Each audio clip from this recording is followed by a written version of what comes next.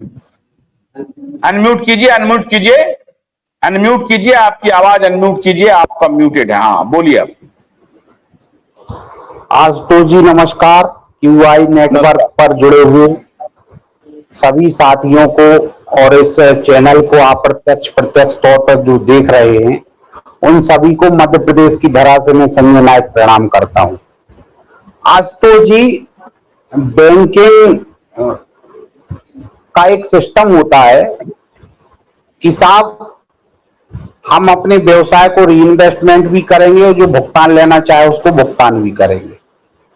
मैंने फाइनेंशियल तक बात की थी कि फाइनेंशियल में एक बल्क की मात्रा में पेमेंट हुआ। इसका मतलब यह नहीं हुआ कि उस स्कीम का रीइन्वेस्टमेंट नहीं हुआ। देखिए, तार्किकपूर्ण बात हम रखते हैं, इसके अलावा हमें बात करने का कोई औचित्य नहीं है। ना हम कोई बात लफाजे वाली बात करते हैं, ना हम प्रमोटर हैं, कभी 5 साल पहले जुड़े हैं। मैं 1994 की मेरी ज्वाइनिंग है, तो सहारा इंडिया के साथ मेरा बहुत लंबा सफर रहा है और मुझे सत्य बोलने में कोई कठिनाई नहीं है।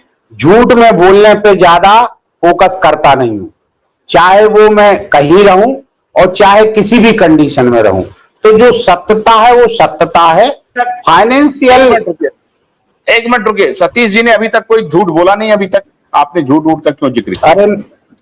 अरे मैंने किसी का नाम ही नहीं लिया, मैं अपनी बात कर रहा हूं आशुतोष जी। मैं ये थोड़ी कह रहा हूं कि सतीश जी झूठ बोल रहा है। नहीं, मैं अपनी बात कर रहा हूं, मैं अपनी बात कर रहा हूं। तत्वपूर्ण आंकड़ों के साथ ही बात करने में, डिबेट में अच्छा लगता है। आशुतोष जी, सहारा इंडिया फाइनेंशियल कॉर्पोरेशन में सहारा इंडिया ने घर घर पत्राचार चिट्ठी के माध्यम से पत्राचार किया था कि आप अपना भुगतान ले लीजिए। मैं ये नहीं कह रहा हूं कि उसमें लोगों ने रीइन्वेस्टमेंट नहीं किया या कंपनी ने नहीं किया, लेकिन 90%, 85% लोगों का भुगतान हुआ।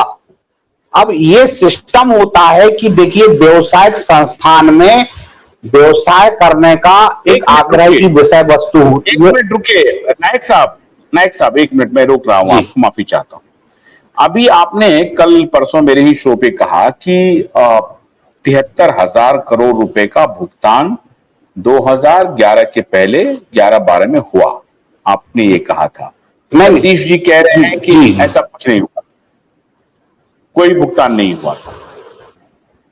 देखिए साहब, मेरा कहने का मतलब ये है, हाँ एक मिनट बोल लीजिए सतीश जी, मेरा कहने का मतलब ये है, नायक जी जो कह रहे हैं ना, पेपर घर घर इन्होंने पत्राचार किया, ये 101% बात नहीं है।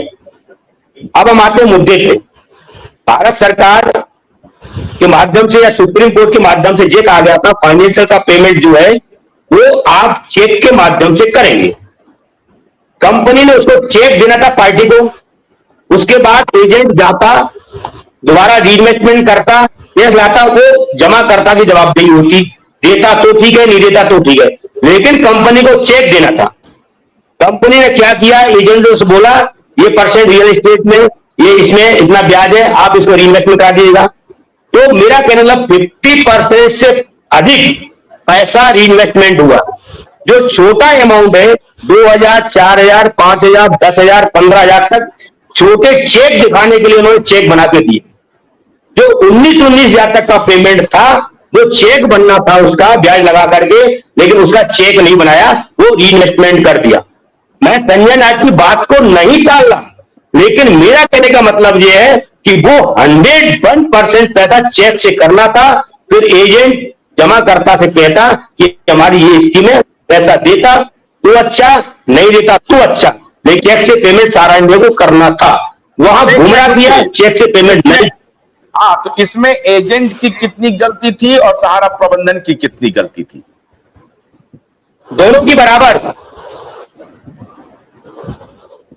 दोनों की बराबर। जमा करते कोई गलती नहीं और भुगत लिया इसमें निवेशक 50% थी, तो इसमें गुनाह कर गए और प्रबंधन भी गुनाह कर रही। बराबर 50% जमा करते क्या गलती, जमा करता तो एजेंट बताएंगी ना, जमा करता को एजेंट ने बताया नहीं।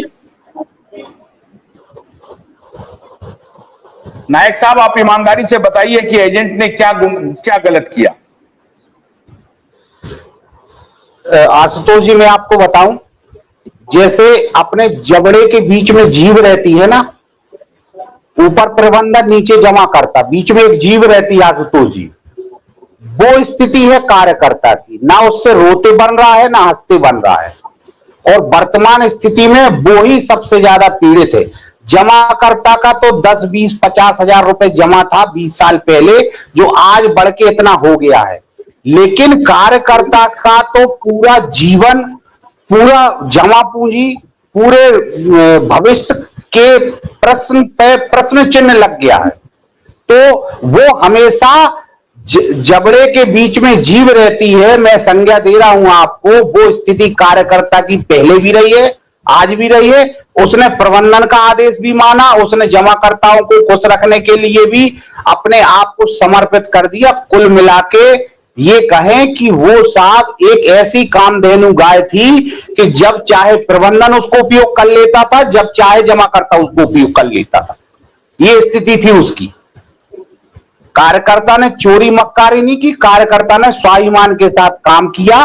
5% हर जगह अपवाद रहते हैं, हर जगह अच्छे बुरे लोग रहते हैं, उस पे हम नहीं जाएंगे, लेकिन कार्यकर्ता की कोई गलती नहीं है। जैसा सहारा प्रबंधन ने आदेश किया, चूंकि कार्यकर्ता जागरूक नहीं था, उसके अंदर समर्पण भाव था, एक देशभक्ति थी, उसको ऐसे संस्कार भी सबको मौका देंगे, जरा 5-5 मिनट सबको बोलने दीजिए। 1 मिनट रुकिए, विष्णुकांत जी बोलिए, और उसके बाद जो आज महाराष्ट्र से जुड़े हैं और बहुत दिनों बाद मणिभूषण भी जुड़े हैं, मैं उनको पहचान रहा हूं। हाँ विष्णुकांत जी बोलिए, सबको पहले बोलने दीजिए, बोलिए। 5-5 मिनट का समय, 5 मिनट से ज्यादा नहीं, बोलिए। जी सर, आवाज आ रही है? हाँ आवाज आ रही है, बोलिए।